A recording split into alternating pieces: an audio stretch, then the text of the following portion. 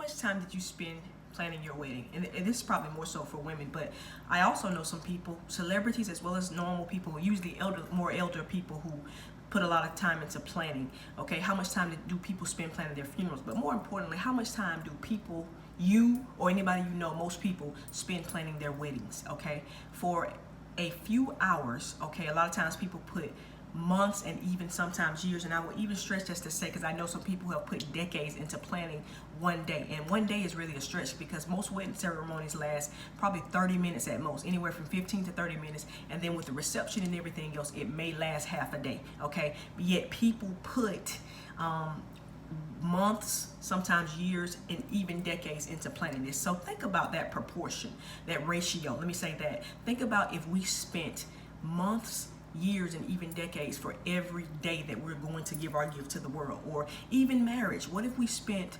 for every day of our marriage, we spent 6 months or a year or 2 years in planning? And I'm really teaching to myself on a lot of things, because this hit me a while ago, like a couple of years ago, that really it was right before I got married, during the planning season. What if we spent as much time working and presenting the marriage and the relationship as we do on that one event that's a show to the world? And I understand that it's symbolic of how things will go. It's one of the greatest days in your life, especially for women. But just think about the disproportionate allocation of time that that we practice when we do that. And I know, based on what I've said thus far, for some people this might seem like Chinese or Bulgarian or even just esoterica, just something that is, foreign, because most people look at this one side and it's like, this is the greatest day of my life, it's a great show, I love to celebrate, and we should celebrate like that's true.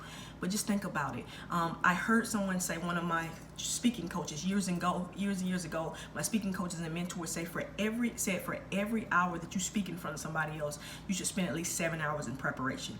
And when I looked at it, I thought I was doing pretty good, because I probably spend at least 4 or 5 hours at minimum, and sometimes even more than 7 hours. But just think about that. And he said the results will be phenomenal. And I started applying that to my teaching in the classroom as well.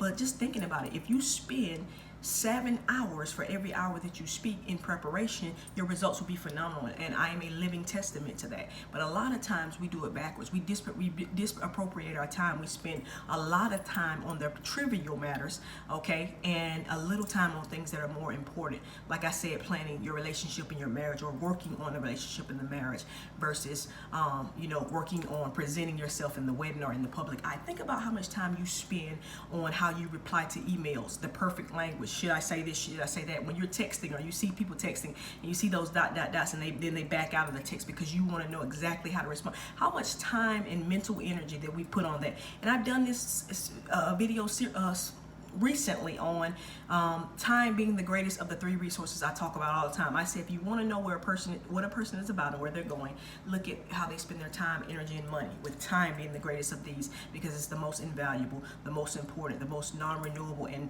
that's divine or not man-controlled. And so a lot of times we spend so much time on how we respond to emails, how we respond to social media, or even thinking about why a person didn't respond the way that I expected or wanted them to respond to my social media, or this and that. But is it really worth it? It's only so much energy that we have and time that we have each day, especially time. And think about it. I say this a lot. I reference Mark Zuckerberg and Warren Buffett and a couple people, Simon Cowell, who are very, very, very high achievers, and they talk about how they have pretty much uniforms for their lives. Their attire is the same, because they say that they have such high caliber decisions to make, and they want to affect such change that they can't use their mental energy for the day, which is limited, on things such as what to wear. And some people spend a lot of time picking out what to wear, and I used to be one of those people, and in some cases I still do that. But nevertheless, being mindful of how we spend our time, energy, and money, namely our time, and if we worked on perfecting our craft, mastering our craft, investing in that 10,000 hours that Malcolm Gladwell says that we need to become experts. If we spent more time doing that versus the trivial stuff, the minutia, how powerful would we be? And so I'm just asking you to take a moment. And like I said, one key principle, one key example is going back to how much time you spent planning your wedding versus your marriage. I heard somebody say that one key to a happy marriage is to go to counseling before you need to go to counseling every so often, just to do it even when nothing's going wrong. That's a part of a concept of planning for the marriage versus just the wedding. We spend a lot of time, energy, and money on the wedding. What do we spend on the marriage? We spend a lot of time, energy, and money on, looking good, but do we have substance and style? Okay, I heard somebody say it's not what's on you, it's what's in you. And I talk about substance and style, having that attractive energy, but also once people are attracted to you, what do you have to give them so that they stay connected to you and they even bring others to you? So just watch out how you're spending your time, and make sure that this is not esoteric to you, that it's not foreign, that it becomes, something that's commonplace to you, to think along these lines, to proportion your time where you spend the most time on the most important things versus the trivial things. Remember, you can learn your way out of every situation and onto any destination. Have a great morning, evening, night, wherever you're watching from in the world, and a wonderful life.